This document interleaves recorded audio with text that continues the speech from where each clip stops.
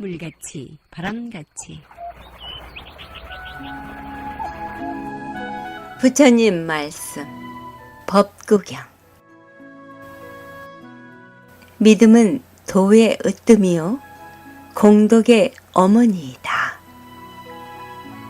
신심은 일체 행의 우두머리가 되고 모든 덕의 근본이 된다. 부처님 진리법에 들어가기 위해서는 믿음이 근본이 되고 생사의 강을 건너기 위함에서는 개의 뗏목이 된다. 안녕하십니까. 물같이 바람같이 김자원입니다. 오늘은 이 세상의 모든 분들에게 행복과 평화 그리고 육과 영의 자유함을 지닐 수 있는 깨달음을 이룰 수 있도록 우리에게 가르침 주시기 위한 대성인 서가모니 부처님께서 이 땅에 오신 날입니다. 성불하신 부처님의 크신 깨달음을 조금이라도 닮아가고자 수행정진하시는 애청자 여러분과 함께 부처님 오신 날의 기쁨 함께 하면서 깨침의 소리, 진리의 말씀 전하는 뉴욕 불교방송 진행합니다.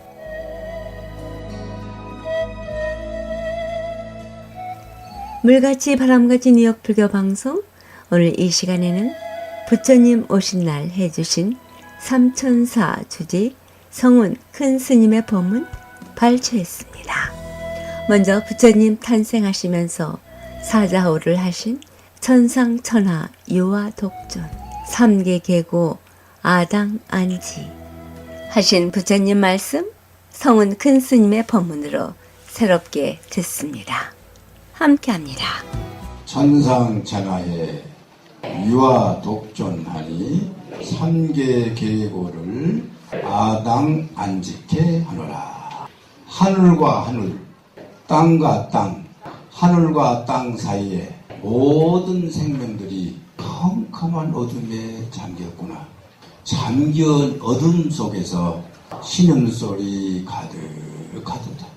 내 이 컴컴한 무명을 베끼고 모든 생명들을 밝음으로 인도하고자 크나큰 등불을 가지고 오니 이 등불을 받아 가지는 자 마음의 사랑을 가족의 행복을 만나는 인연들에게 모든 행복을 함께 하노라. 나무 서가모니부 나무 서가모니부 나무 시아본사 서가모니부.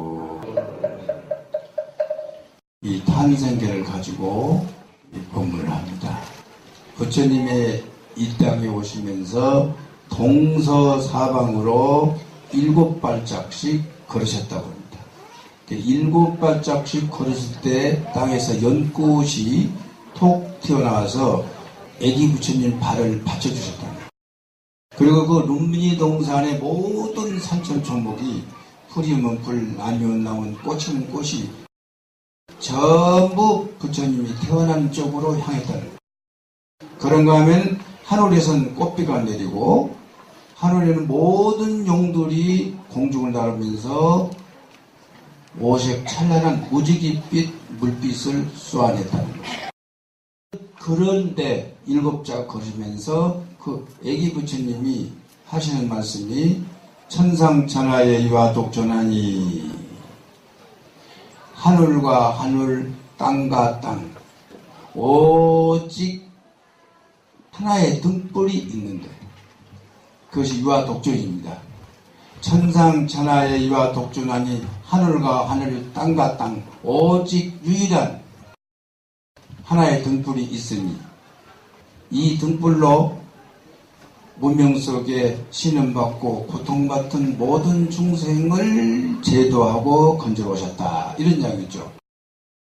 이 유화독존이라는 뜻은 우리가 사람들이 굉장히 독선주의고 이기적이고 저만이 아는 사람을 유화독존이라고 이야기를 하는데 이것은 잘못된 해석이에요.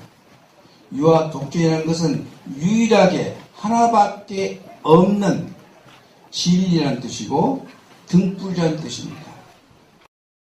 그렇기 때문에 하늘과 하늘, 땅과 땅이 컴컴한 어둠에 쌓여있고 하늘과 땅 사이에 모든 생명들이 어둠에 쌓여서 가야 할 길을 가지 못하고 와야 할 길을 오지 못해서 중간 지점에 비바람과 폭풍을 맞아서 굶주려서 그 고통과 비명소리가 하늘에 가득하고 땅이 가득하니 내 이것을 도솔천 내인궁에서 수행보살로 사화의 전망해 보니 내 인연 따라 나와서 이 등불로 가져와서 비추러 왔노라.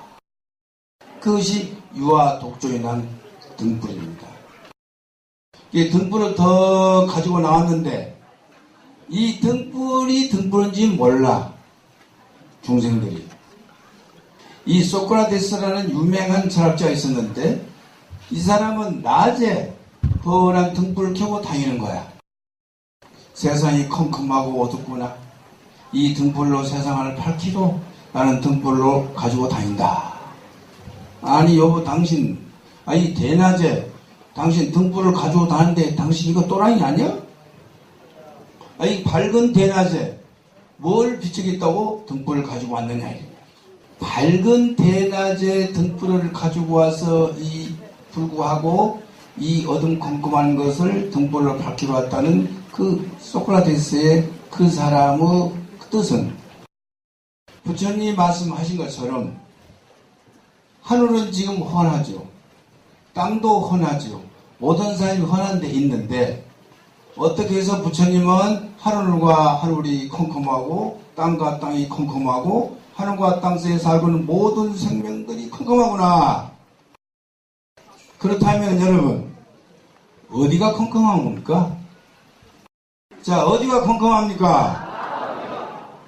마음이 컴컴하다는 것을 우리가 신뢰를 들어서 말씀하면은 여러분 일어나서 여러분들이 지금 어디로 가는지 알아요? 몰라요? 모르잖아요. 여러분 내일 어떻게 될지 알아? 몰라?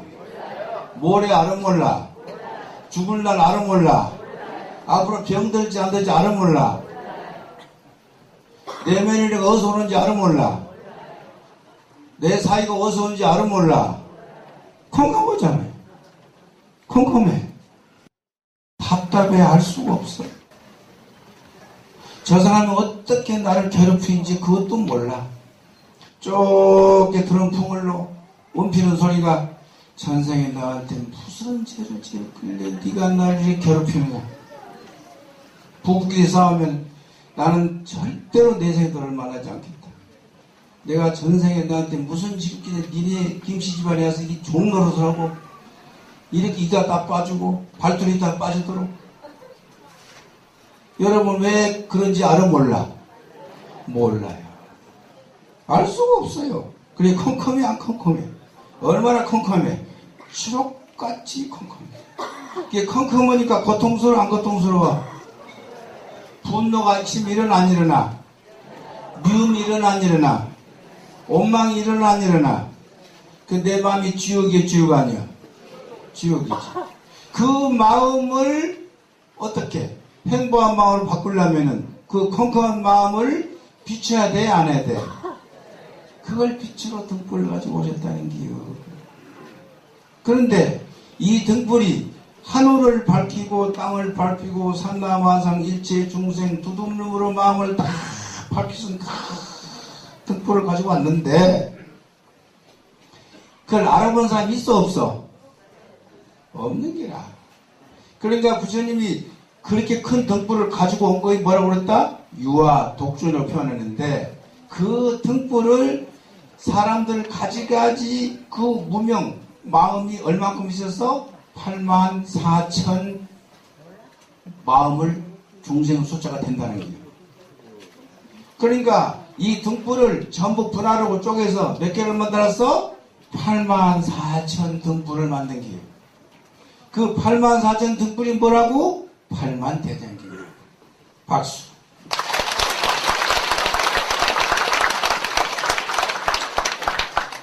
여러분은 8만대장경 가운데 한 구절 한 구절 하나가 등불입니까? 등불 아닙니까? 여러분의 앞을 비출 수 있는 등불이가 아닙니까? 등불이죠. 근데 그것을 어디다가 켜야 되는 거예요? 마음에. 마음 안에 등촉이 있고 기름이 있고 성량이 있고 있다는 게야. 그래서 너희들 마음에 있다 하고 가르쳐 왔다는 거예요. 그 내가 등불로 줘서 84,000가지 등불로 갈라놨으니 너희들이 하나를 갖다가 너희 어두운 마음에 그 안에 켜지는 등불이 있으니 그걸 켜라는 거예요. 여러분 켰어? 못 켰어? 켜야 됩니까? 안 켜야 됩니까? 켜야 되는 것이죠. 그러면 켜기만 켜면은 여러분들이 두고두고 써도 동의되지 않는 돈도 있고 명예도 있고 수명장성도 있고 거기 아주 효자의 사유를 볼 수 있고 효자의 매력을 볼 수 있고 대대손손 여러분들은 행복에 살 수 있다는 거예요. 그니 그걸 하면 켜면 끝나는데 어려 안 어려? 지도는 문안이나 유역컨택이라. 그 등불을 켜는 데는 어렵지 않으나 유역컨택이라. 오직 믿지 않고 망설이는데 문제가 있다는 거예요. 믿고 망설이지 않고 켠다면 등불을 켜준다는 거예요. 지도는 문안이나 유역컨택이라. 지극한 도에 이르는 그 등불을 켜매 이르는 것은 원한에 어렵지 않으나 중생중생들이 유역컨택이라. 중생중생들이 믿지 못하고 망설이고 켜지 않더라 이거야. 그러니 믿고 켜면 등불을 켜진다. 한번 믿음을 내어 그것을 받아들이면 단막 중에나 다만 망설이지 말아라. 그러면 동양맹백하리라. 동쪽 안에서 해가 불뚝 떠서 어둠을 내몰아내듯이 우리의 마음에 어둠을 몰아내고 마치 동쪽 안에서 해가 푹 솟아듯이 마음의 등불이 불룩 켜지도다. 이 세상에 옳은 것은 하나도 없음이로되 그 생각을 내서 하겠다는 마음으로 딱 이 마음을 정하면 정하는 마음에 추워도 의심하지 않고 망설이지 않고 행한다면 이루지 않을 것이 없다. 그런 이야기죠.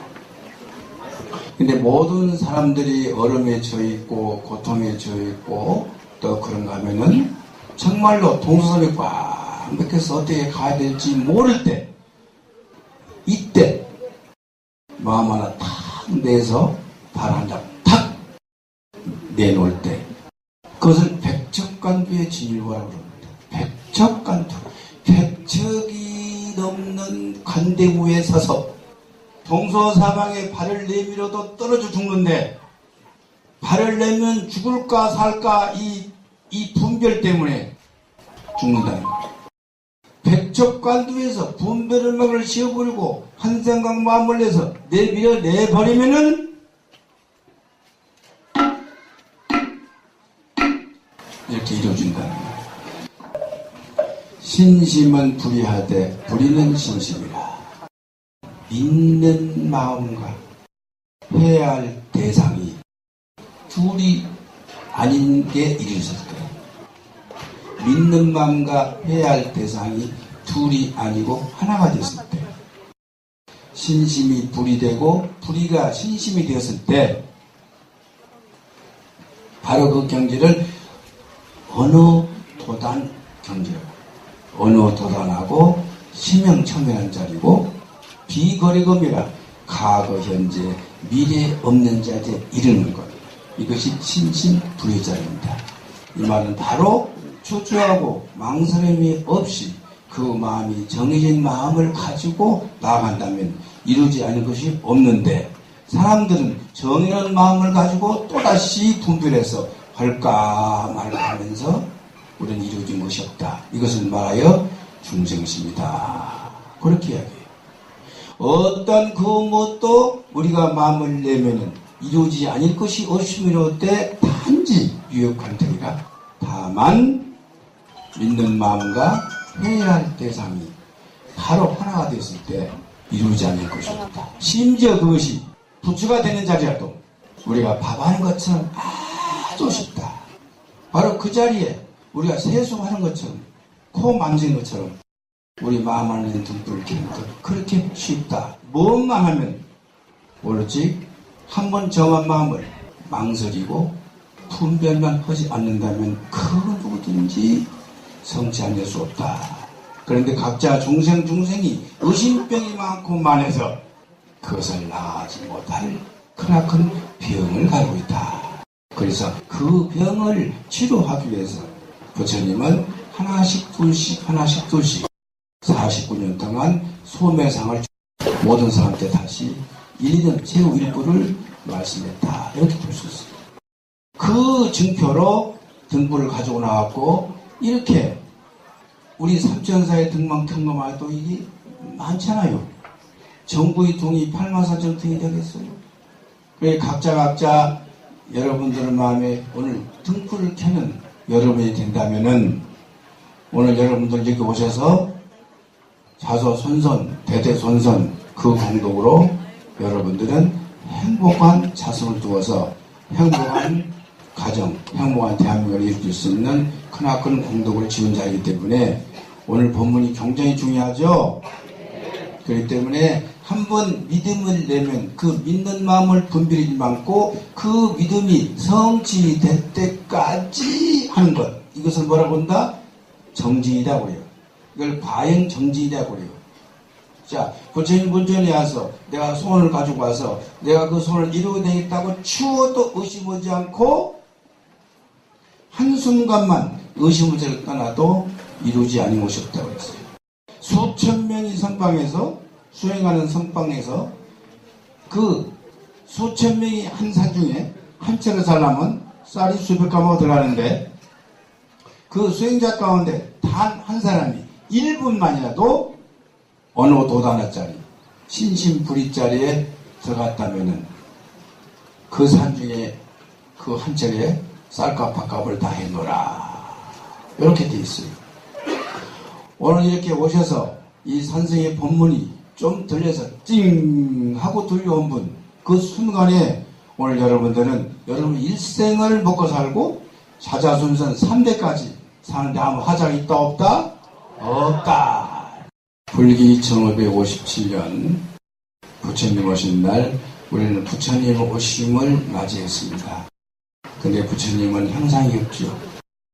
등불을 켜서 등불의 형상을 나타내 맞이했습니다. 근데 부처님 자리는 오고 감이 없는 자리입니다. 오고 감이 없는 자리인데 그 불성의 자리, 그 불신을 우리 중생이 컴컴해서 보지는 못하기 때문에 부처님은 등불로 놔두시고 등불로 놔두신 등불을 우리가 부처님이다라고 믿으면은 부처님을 칭견할 수 있습니다. 하나에서 10가지 어떤 일을 행함에 있어서 그것을 내가 믿음으로 받아들였다면 그것이 성취될 때까지 그 마음은 믿음으로 정진해 간다면 이루어지지 않을 것이 없다는 것이 바로 신심입니다. 그래서 신심은 모든 공덕의 어머니다. 또 신심이 건강해야 모든 것을 성취할 수 있다. 신심이 건강하지 아니한 사람은 거기서 부처님을 볼 수 없고 계시를 믿는 사람은 성령을 만날 수 없어요. 오로지 신심의 불이 자리에 일어나서 여러분들이 원하는 대로 생각내는 대로 더 저의 인연들을 만나게 되는 것입니다.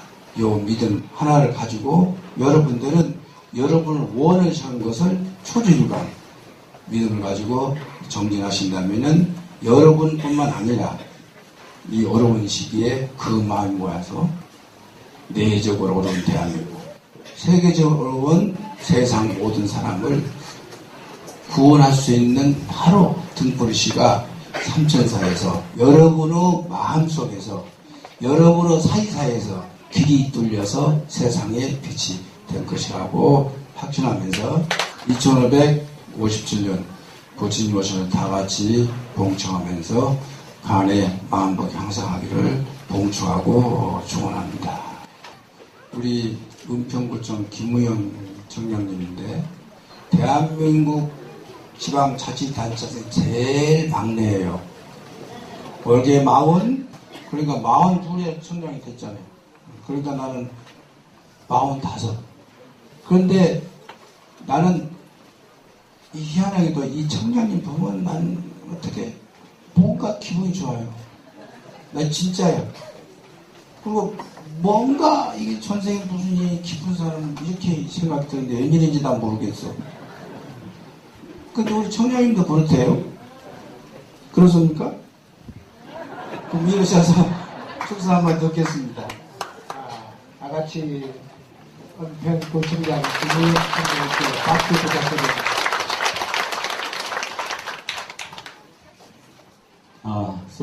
큰 스님, 좋아합니다. 인간적으로 좋아하고 또, 높은, 불교의 교리를 직접 깨우치시고, 불가의 보현사상의 한국의 최고 선두주자실 정도로 아주 깊은 깨달음을 갖고 계신 스님이 은평구에 계시다는 게 큰 축복이라고 생각합니다. 이 성은 큰 스님을 오래오래 만나고 싶어 하기 때문에 제가 항상 스님을 뵐 때마다 스님은 동안 거 안 하세요? 그렇게 묻습니다. 너무 과로를 하세요. 재작년에도 작년에도 많이 아프셨고 그럴 때 볼 때마다 계속 일을 생각하세요. 그리고 본인은 일을 하다가 죽는 게 소원이랍니다. 그래서 그 일을 몇 년 하시고 가시면 안 되죠. 오래오래 하셔야 되기 때문에 가끔 동안 거에 들어가십시오. 그렇게 제가 항상 말하곤 합니다. 부처님은 우리 깜깜한 중생들의 마음속에 밝은 등불 하나 밝혀주시기 위해서 이 세상에 오셨다. 이렇게 스님께서 말씀하셨는데 여러분은 그 마음속의 등불이 언제 처음 켜주셨습니까? 저는 어렸을 때 우리 할머니 따라 절에 갔을 때 아마 초파일날 갔을 것 같습니다. 그래서 이제 뭐 부처님이 뭔지 아무것도 몰랐을 때 그 맛있는 비빔밥을 맛보고 마음속에 불이 켜졌어요. 그리고는 한참 잊고 살다가 인생에 어떤 큰 고통과 좌절감이 있었을 때 그럴 때 108배를 하면서 마음이 그래도 편해지고 환해지는 느낌을 받았습니다.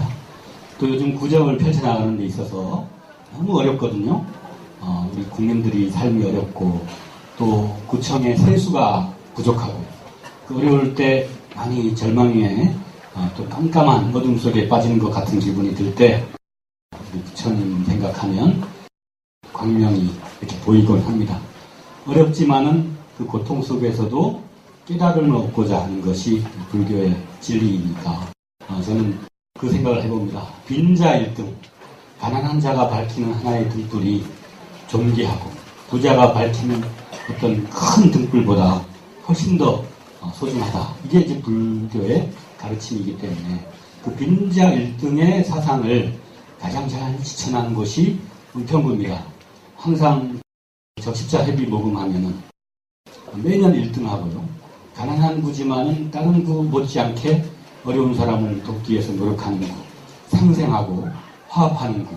저는 이런 구를 우리 삼선사의 신도분들하고 함께 운영할 수 있어서 너무 기쁘게 생각하고요. 부처님의 광명이 항상 이 세상을 또 여러분의 마음을 밝혀줄 수 있도록 기도하겠습니다. 감사합니다. 자, 그러면 여러분 오늘 불교 2557년 부처님 오신 날을 여러분과 여러분 가족, 여러분이 아는 모든 인연들에게 나눔으로 봉축을 하고 또 1년 전 아니면 2년 전 아니면 기분 나빠서 10년 동안 거래하지 않는 사람들도 오늘 집에 돌아가서 전화를 먼저 해서 나눔으로 용서하고 또 나눔으로 미움 원망을 풀 수 있는 오늘 그러한 등불을 오늘 켜보면 어떠실까요? 용서의 등, 화해의 등, 행복의 등, 희망의 등. 이것은 여러분들이 용서하고 나눔으로 여러분들 여기에 불이 커질 것입니다. 꼭 돌아가셔서 미워한 자, 원망한 자에게 오늘 용서의 등불을 켜서 메시지를 전하고 또 행복한 말씀을 나누시기를. 지금까지 법문의 성운 큰 스님이었습니다. 부처님 오신 날 김성녀가 노래합니다.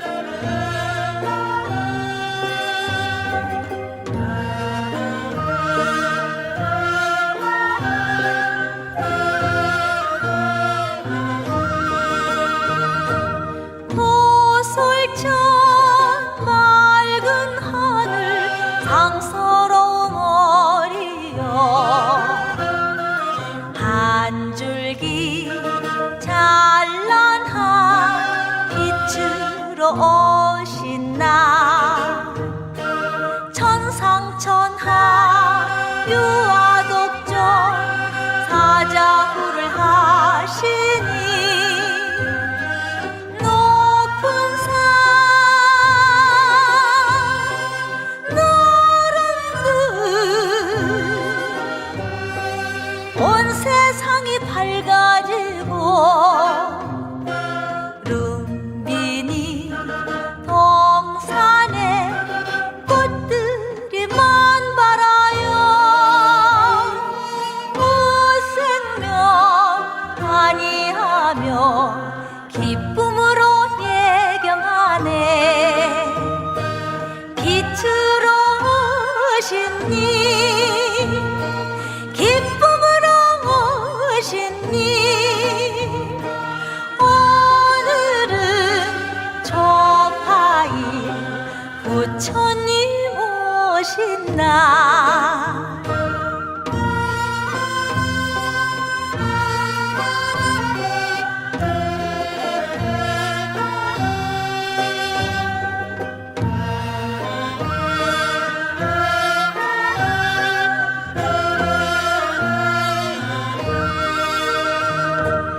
사방칠보 걸으시며 장광소를 베푸시어 거룩하신 원만상호 대자비로 감싸시고 이 땅 위에 단비되어 영원함을 주시니 하늘이 열리고 땅들도 춤을 추네. 오타게 사바세계 영원으로 이어지고 내 마음 끝자락까지 사무치어 맞이하리. 빛으로 오신 님 기쁨으로 오신 님 오늘은 초파일 부처님 오신 날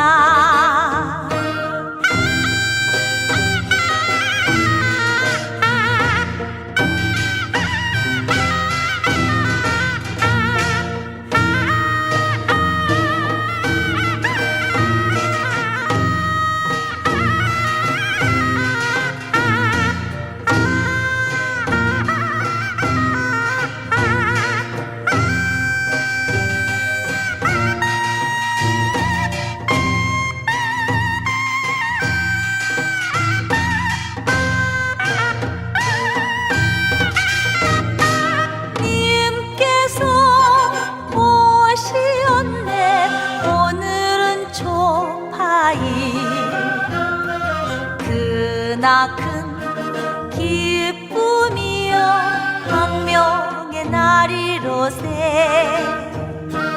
오색의 감로수로 구룡토수 공양하니 몸과 마음 심지 삼아 연등 공양 올리어서 성불하는 그날까지 인해서 원하여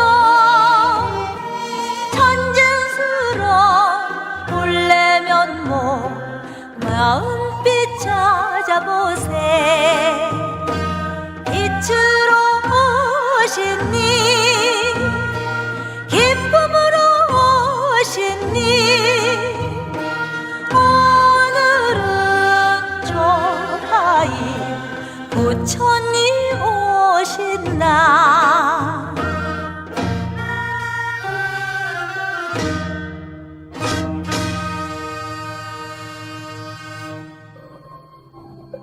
물같이 바람같이 뉴욕 불교방송은 부처님 말씀을 나누는 법당입니다. 전파에 실려 여러분께 다가가는 법문은 진리를 우주 법계에 울려 퍼지게 하는 일이지요. 부처님 법을 알리는 공덕은 금은 보화를 산더미만큼 보시하는 것보다 더 크다고 하셨습니다. 그만큼 진리는 물질적 한계를 넘어선 일인 것이지요. 불교 포교는 곧 이 세상에 행복과 안락 그리고 평화를 선물하는 것과 같습니다. 이러한 일은 어느 개인의 일이 아닙니다. 우리 모두가 해야 할 공덕이지요. 불교방송 후원회원이 되실 따뜻한 마음 기다립니다. 후원금은 세금 공제 혜택도 됩니다. 전화 347-512-8097로 해주시기 바랍니다. 20여 년 가깝게 뉴욕 불교방송 진행을 가능하게 해주신 정기 후원자이신 김정민, 김용배, 정규현, 유정희 그리고 평생 후원자 여러분과 우악스님, 도범스님, 휘강스님, 프랭카나 장학회, 중앙한의원, H마켓 중앙장의사, 파산은 새로운 시작, 파산법 김형석 변호사 가족 여러분께 진심으로 감사드립니다. 그 외 보이지 않는 곳에서 여러분의 후원과 정성어린 마음이 함께하기에 뉴욕 불교방송의 진행 원만하게 할 수 있습니다. 고맙습니다. 그리고 이 방송 여러분과 함께 꾸밀 수 있도록 여러분의 신행담, 나누고 싶은 얘기 연락해 주시기 부탁드립니다. 전화번호 718-461-6131 347-512-8097입니다.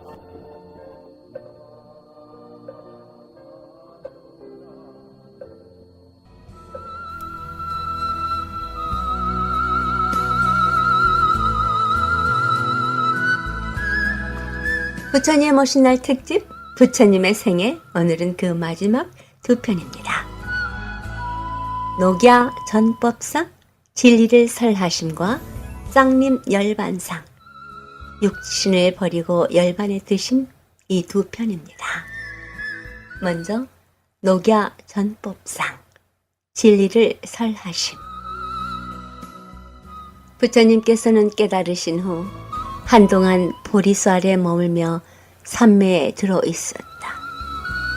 삼매에 든 부처님은 깨달음의 내용이 매우 심오하고 난해하기 때문에 다른 사람들에게 말하더라도 이해되지 않을 것이라고 걱정하며 설하기를 주저하셨다.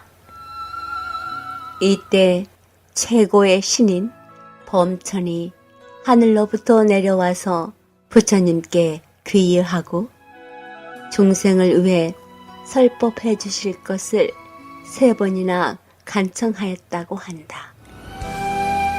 당시 부처님의 심정은 이렇게 전해진다. 고생 끝에 겨우 얻은 이것을 또 남들에게 어떻게 설해야 하는가. 탐욕과 노여움에 불타는 사람들에게 이 법을 알리기란 쉽지 않아라. 탐욕에 허덕이는 중생에게 진리를 깨우치기가 얼마나 어려운가. 그러나 부처님께서는 탐욕에 허덕이는 중생을 지혜의 길로 이끌기 위해 진리의 수레바퀴를 굴리기로 한다. 범천의 간청에 따라 부처님은 설법을 결심하고 이렇게 알린다. 감로의 문은 열렸다. 귀 있는 자는 들어라. 낡은 믿음을 버려라. 전도를 결심한 부처님은 깨달음의 진리를 알 수 있는 사람으로 한때 스승이었던 알라라 칼라마와 우타카 라마푸타를 생각하였지만 이미 그들은 세상을 떠난 것을 아시고 설산에서 함께 수행하던 5 수행자를 찾아 녹야원으로 갔다. 5 수행자는 부처님의 고행을 포기하자 타락한 사문이라 비난한 이들이지만 부처님께서는 이들을 당신의 깨달음을 전하는 첫 대상으로 삼으셨다. 최초로 설한 것은 중도, 사성제, 8정도의 가르침이었다. 설법과 대화, 토론을 통해 5 수행자 가운데 교진녀가 맨 먼저 부처님의 가르침을 이해하게 되고 곧 나머지 수행자 모두 부처님의 제자가 되니 최초의 비구였다. 그 뒤 부처님께서는 야사를 비롯한 60명의 젊은이들에게 법을 설하여 그들을 제자로 삼았다. 부처님은 이들에게 각 지방으로 가서 진리의 가르침을 전할 것을 이렇게 권유하였다. 비구들이여, 자 전도를 떠나라. 많은 사람들의 이익과 안락과 행복을 위하여 세상을 불쌍히 여기고 인천의 이익과 행복과 안락을 위하여 2 사람이 한 길을 가지 말라. 비구들이여, 처음도 좋고 중간도 좋고 끝도 좋으며 조리와 표현을 갖춘 이 법 진리를 설하라. 사람 중에는 마음의 더러움이 적은 이도 있거니와 법을 듣지 못한다면 그들도 악에 떨어지고 말리라. 들으면 법을 깨달을 것이 아닌가? 비구들이여, 나 또한 법을 설하기 위해 우르벨라로 가리라. 부처님께서는 우르벨라로 가서 당시 가장 이름 있는 종교가였던 가섭 삼형제를 교화하여 그들과 제자 1000여 명을 제자로 받아들였다. 왕사성의 종교가를 모두 교화한 이 사건은 국왕과 백성을 놀라게 하였고 국왕인 빈비사라 왕을 비롯한 많은 사람들이 부처님의 가르침을 받들게 되었다. 특히 빈비사라 왕은 부처님께서 우기 동안 머무시며 가르침을 펴실 수 있는 사원을 기증했으니 바로 최초의 사원인 중림정사이다. 10대 제자의 한 분인 사리불과 목걸련이 제자 250명과 함께 부처님의 제자가 된 것과 마하가섭이 부처님의 제자가 된 것도 이 무렵이었다. 왕사성의 중림정사는 사이성의 기원정사와 함께 전도의 양대 거점이 되었다. 부처님은 성도하신 지 몇 년 후에 고향인 카필라국에 가서 부왕을 비롯한 많은 사람을 교화하고 역시 10대 제자의 하나인 아난과 라홀라, 아니루타, 우바리 등의 제자를 출가시켰다. 부처님은 깨달으신 뒤부터 인멸할 때까지 45년 동안 중인도 지방을 유랑하면서 사람들에게 법을 설했다. 부처님은 수행자와 재가자, 귀족과 평민, 노예를 차별하지 않고 누구에게나 평등하게 대하셨다. 진리 앞에서는 모두가 평등하고 깨달음에는 빈부 귀천이 없기 때문이다. 쌍림 열반상, 욕심을 버리고 열반에 드심. 진리의 수레바퀴를 굴리신 지 45년. 그동안 부처님께서는 항상 중생 속에서 동고동락하셨다. 그러나 80세가 되신 해에 부처님은 아난존자에게 나는 이미 법을 설했고 내게 비밀은 없으며 육신은 이제 가죽 끝에 매여 간신히 움직이고 있는 낡은 수레와 같다고 말씀하시고 너희들은 다른 것에 의지하지 말고 자신을 의지처로 삼고 법을 등불로 삼아 정진하라 하고 이르셨다. 이것이 유명한 자등명, 법등명의 가르침이다. 그리고 생의 마지막 전법의 길을 떠나시어 쿠시나가라의 사라상수 아래서 열반에 드셨다. 부처님은 열반에 드시기 직전 제자들에게 의심나는 것이 있는가를 3번이나 물으신 후 마지막으로 제자들에게 당부하셨다. 모든 것이 변하니 부지런히 정진하라 라고. 길에서 나서 길에서 가시니 이날이 음력 2월 15일 열반절이다. 열반이란 산스크리트어 니르바나에서 온 말로 불어서 끄다 라는 뜻이다. 무엇을 불어서 끄는 것인가? 바로 욕망과 번뇌의 불을 끄는 것이다. 지혜 제일이라 불리는 사리불은 열반이란 탐욕과 성냄 그리고 어리석음을 영원히 없애 모든 번뇌를 소멸시킨 것이며 열반에 이르는 방법은 바로 팔정도라 하였다. 때문에 부처님께서는 성도를 이루신 그 순간부터 이미 열반에 드신 것이다. 세상에 인연으로 생긴 것은 반드시 소멸하는데 부처님께서는 이 무상의 진리를 스스로 따랐다.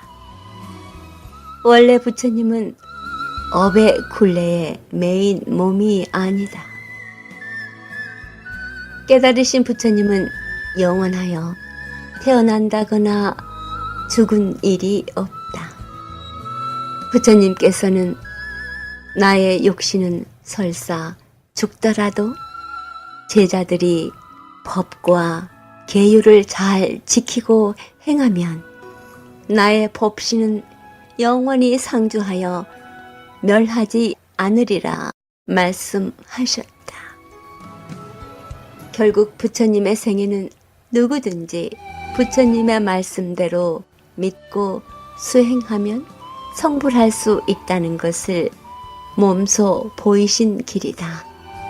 이는 모든 중생이 지닌 불성으로 가능하며 열반은 그 최고의 경지를 나타낸 것이다. 부처님은 단순히 이 세상에 한 번 왔다 가신 분이 아니다.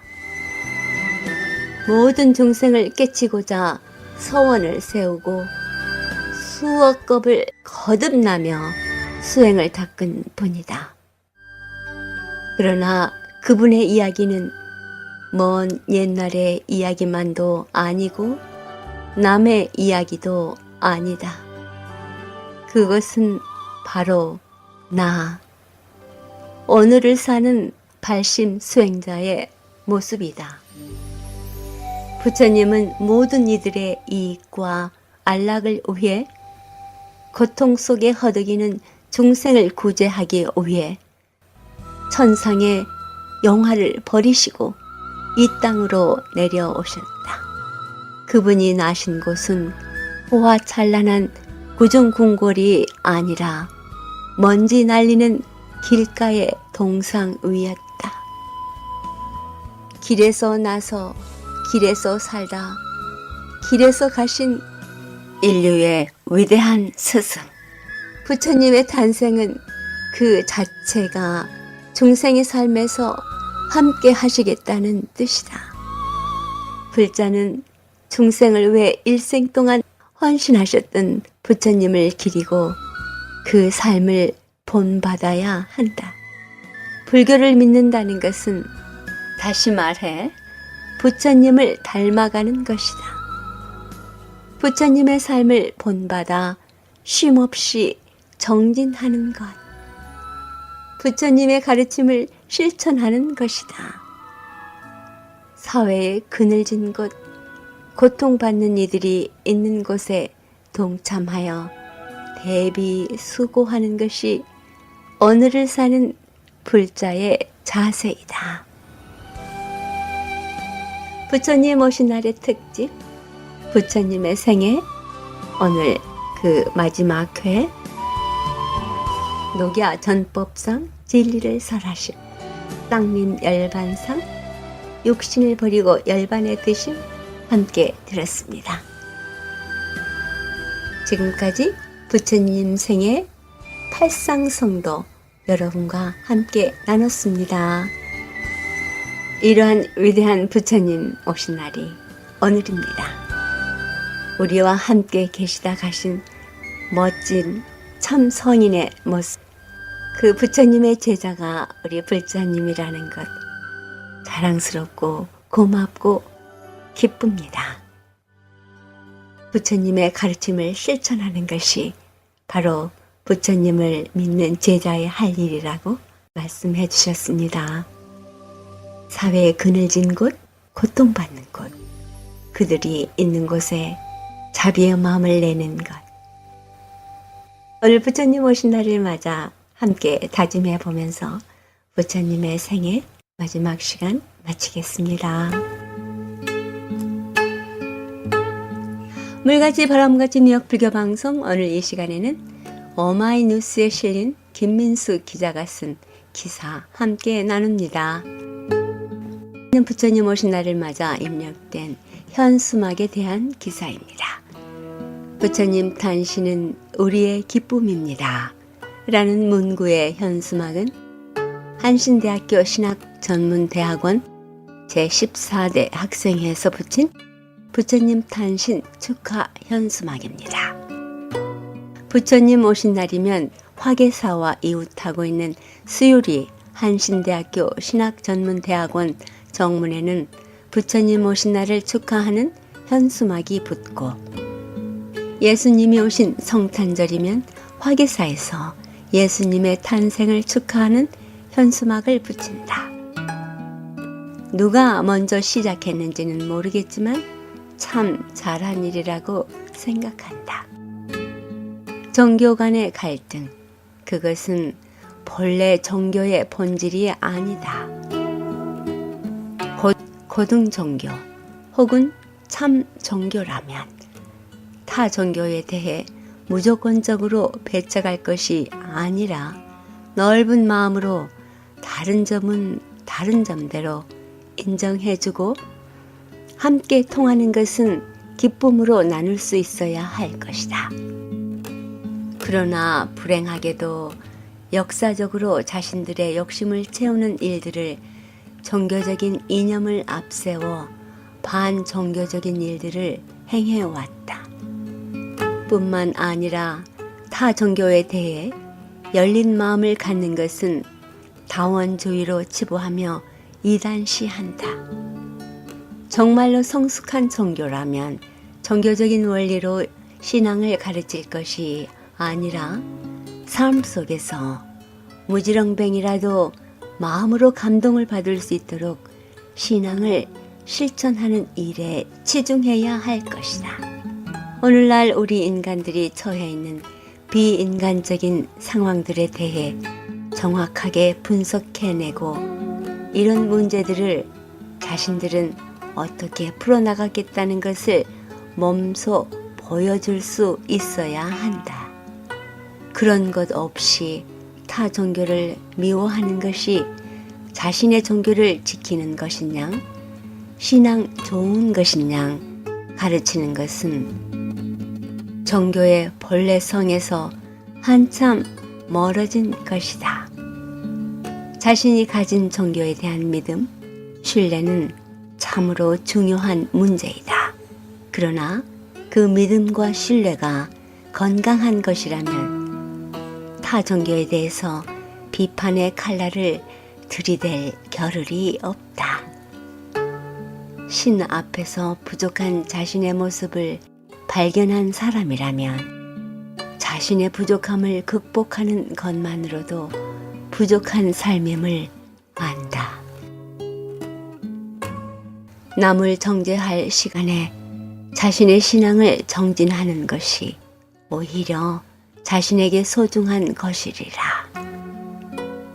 그런데 왜 우리는 끊임없이 타 종교에 대한 불신을 가르치고 그렇게 살아가는 것이 신앙적인 것처럼 착각하고 살아가는 것일까?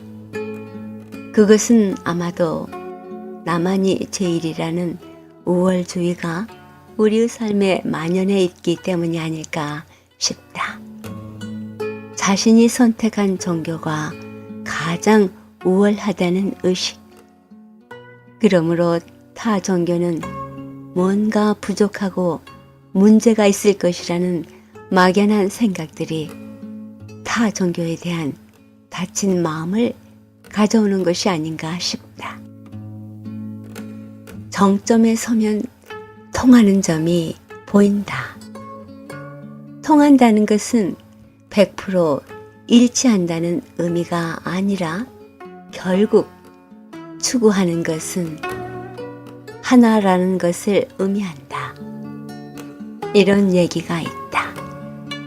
부처님이 사유국의 한 정사에 머물 때 그 마을에 난타라는 의지할 것 없이 얻어먹으며 사는 여인이 있었다.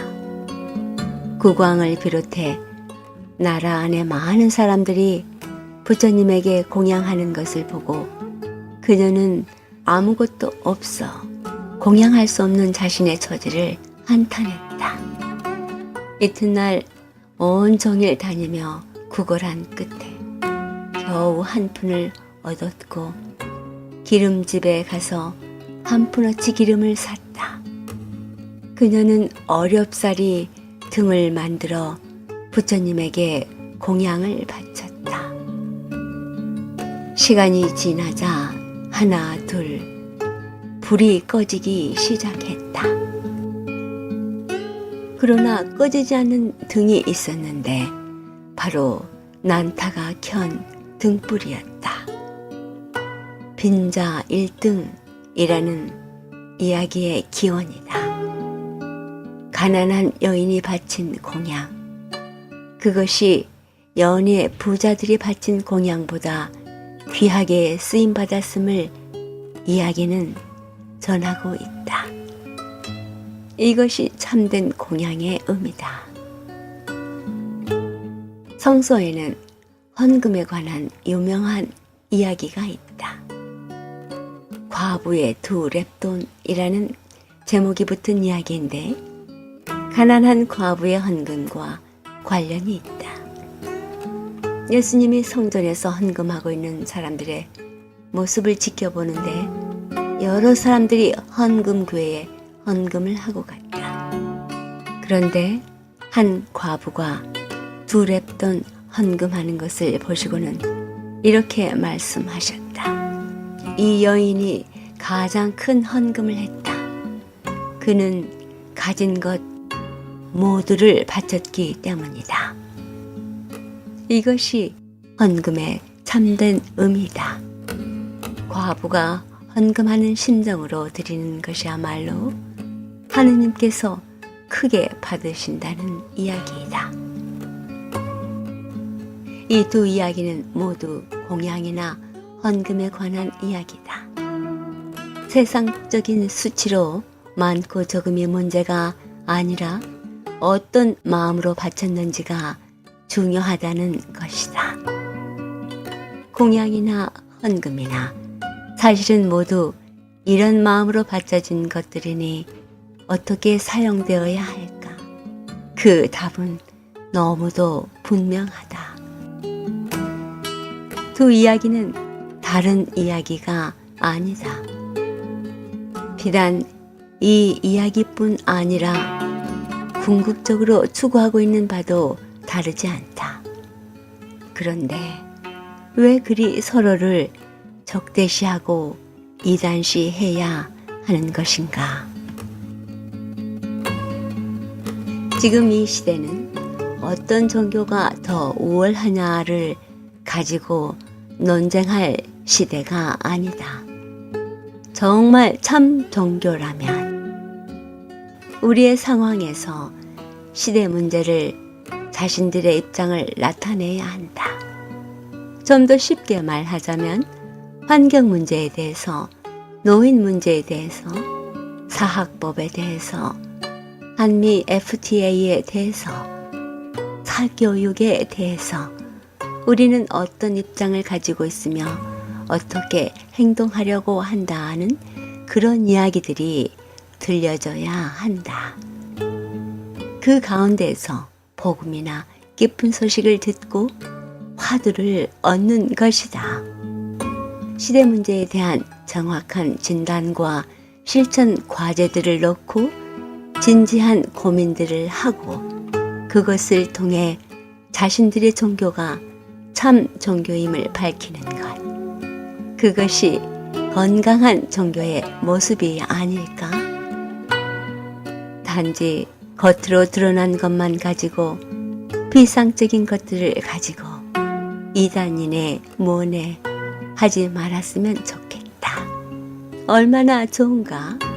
부처님 오신 날 예수님을 믿는 사람들이 축하하고 예수님 오신 날 부처님을 믿는 이들이 축하하는 일이, 부처님 오신 날 종교가 달라도 부처님의 자비가 온 세상에 충만하길 기원하니까 어찌 좋은 일이 아닐까? 지금까지 오마이뉴스 김민수 기자가 쓴 부처님 오신 날을 맞아 입력된 현수막에 대한 기사 함께 나눴습니다. 마음이 열리고 서로가 서로를 인정한다면 이러한 극락정토 아니면 천국이 이 세상에서 이루어질 수 있다는 것 여러분들 다 이해하시죠? 올해 부처님 오신 날 우리의 마음가짐은 자비로운 마음, 풍요로운 세상입니다. 서로를 이해하고 서로를 존중해 가면서 살아가게 된다면 당연히 자비로운 마음이 일어날 것이고 그 세상은 풍요로운 세상이 될 수밖에 없습니다. 부처님 오신 날의 기쁨 여러분과 함께 나눕니다.